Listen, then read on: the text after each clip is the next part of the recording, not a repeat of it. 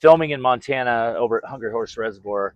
I happened to be working on a job there, but in the evening times I go film. And we pulled out one year, and it was they lock up this area, no access to anybody for half a year, and it's de facto wilderness area.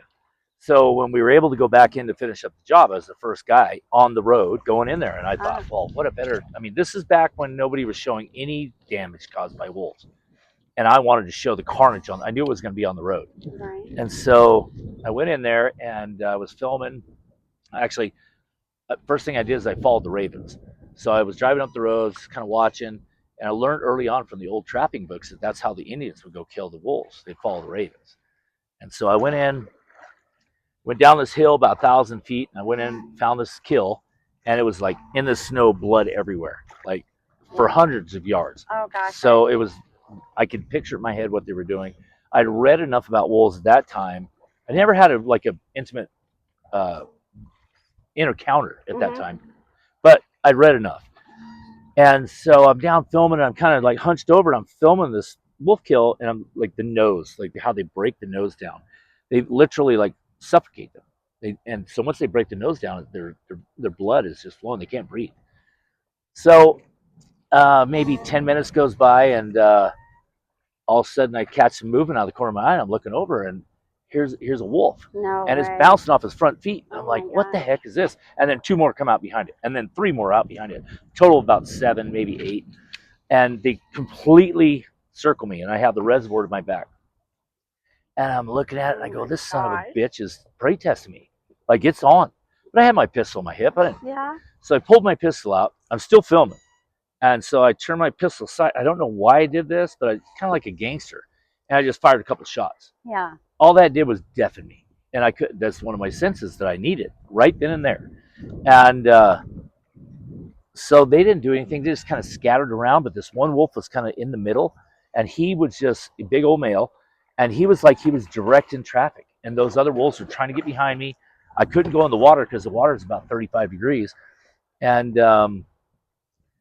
long story short, I ended up shooting my way out. So I emptied that magazine, and I didn't want to drop my camera because I paid a lot of money for it. Yeah. So finally I dropped my camera. Oh my gosh. Dumped the magazine, put a new one in, and started aiming. And worked my way from there up to the top of the hill, which is quite a ways to my truck. And from there, I didn't even think twice. I just hopped in my truck and left. And I called my wife, and I said, I almost died. Like, I thought I was like Kenton Carnegie, or some of the people that died from wolves, and I thought, holy cow, that was close. Yeah. But the BBC caught wind of it, and then Susanna Hanslip, who is a big producer for them, contacted me, and she said, hey, I'd like to have your story and maybe that footage. And I'm like, well, first of all, you're not getting my footage because I sound like a little girl. I'm screaming my butt off, and I'm not going to have you hear me screaming. Right. When they hit my backyard, I was elk hunting one year, and I went into the spot the previous year we killed 5 in my hunting group. That we always get 3 or 4 or 5. And that year we had a good year, and then that next year, nothing. 0. And I went to a fish and game meeting, and I said, what the hell's going on? And they go, yeah, it's the Black Mountain Pack. And I'm like, what do you mean Black Mountain Pack? What the heck? There's a pack of wolves in my backyard? Essentially, because you don't hunt in North Idaho. You don't have to go very far. No, you're hunting pretty close. Here, yeah. It still takes an hour or two to get there, but right. It's not like Montana where you cover the whole state. And they basically called me stupid, and I went home and manned up, and I'm like, yeah, I am stupid. I don't know I don't know anything about wolves, nothing. And so I went and started studying, and then about 2 months after hunting season, we were snowmobiling, and I found 7 moose that had been hamstrung and not killed. And I was mortified. We worked so hard to get the moose back. And I went to the fishing game. They go, yeah, that's totally normal. I'm like, no, it's not normal. Right. Get in there and kill those damn wolves. They're wiping everything out.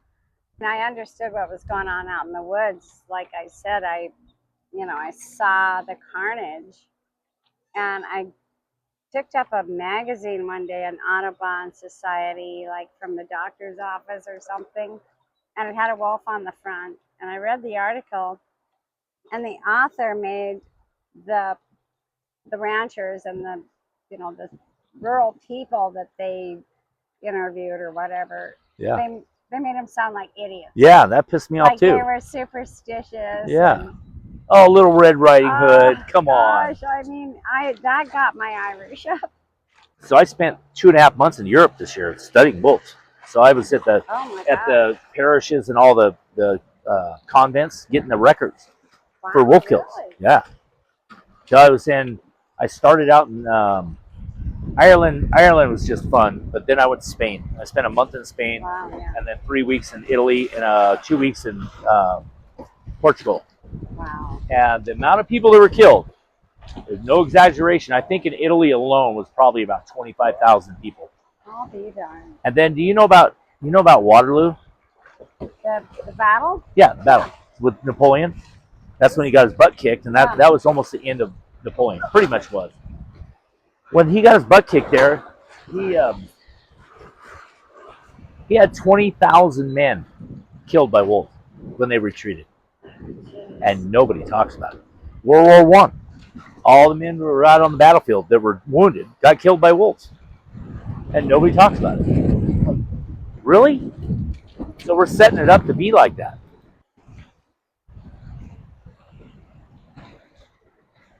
So you're going to publish a book, Scott. You've been working on it for a long, long time. Yeah, I've been afraid to publish it. It's just it's 845 pages. Wow. So it's big, and then all the references are in the back. So it'll probably be about 1,200 pages when it's over with.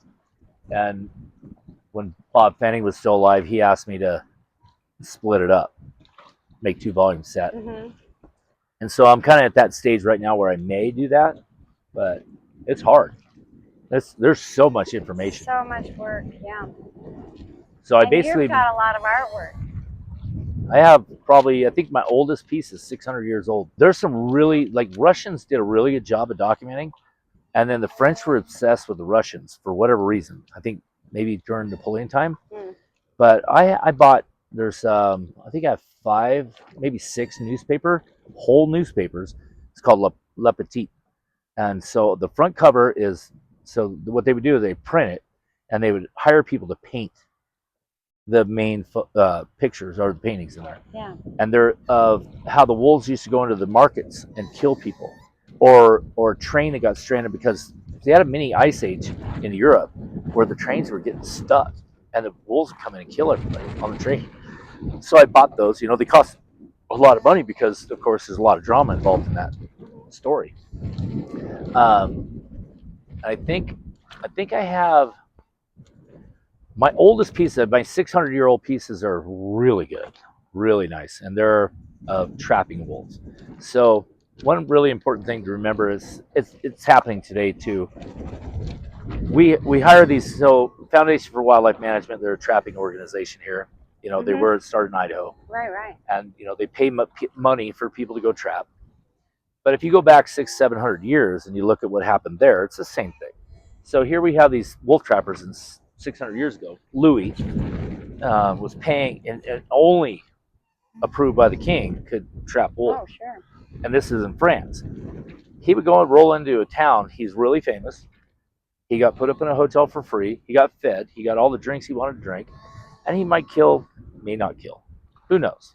But he was the wolf killer. And he rolled into town. He was a hero. Yeah. And I have those etchings that, wow. They go back a long ways. I think the biblical ones that I have, they're older, but they're terrible shape. They go back about 1,000 years. I remember Jim Beers saying that, in Russia, people don't let their dogs come in the house. Because they're infested with the kind of wolves, the worms and parasites that the wolves carry. Yep. And that Echinococcus granulosus. Yeah, yep. It was not in this ecosystem until they brought the Canadian wolves down. And I watch what people do nowadays, bringing their wolves everywhere, or their dogs everywhere, to Home Depot, to here, to there. Did I ever tell you about the woman we interviewed down in southern Idaho that had that? I knew there was a woman that was publicly diagnosed. I'm sure. Yeah, she let us publicly let it out, but yeah, she lived in a spot where the wolves would cross over her place, to get to other hunting grounds where there were cattle, not elk. So they were actively killing cattle, but going through their place to get there, and they would crap in her lawn, and then her dog would go outside and roll in it, Oh my and then bring it gosh. right in the house. Wow. That was a really famous parasitic disease that nobody can pronounce. Yeah, Echinococcus they granulosus. not only spread parasites, but all kinds of different diseases, I think including 28. plague, Yeah. tick-borne diseases. Yep.